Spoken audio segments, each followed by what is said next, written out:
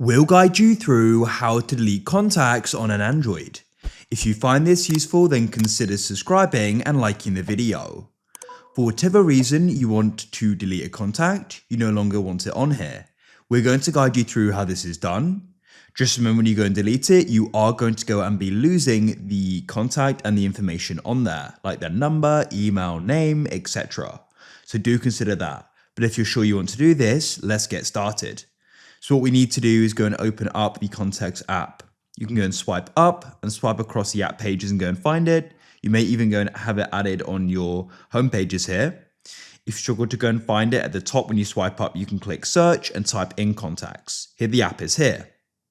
Now what you can do is you can then start scrolling through your contacts here and find the one you want to delete. You can also go and select multiple at once if you want to delete multiple at once as well. So once you go and see the contact you want to go and delete, what we're going to do is we're going to go and tap and long hold on it. So what I mean by that is tap and long hold and it then be selected. You can go and select more as well. I'll just do the one.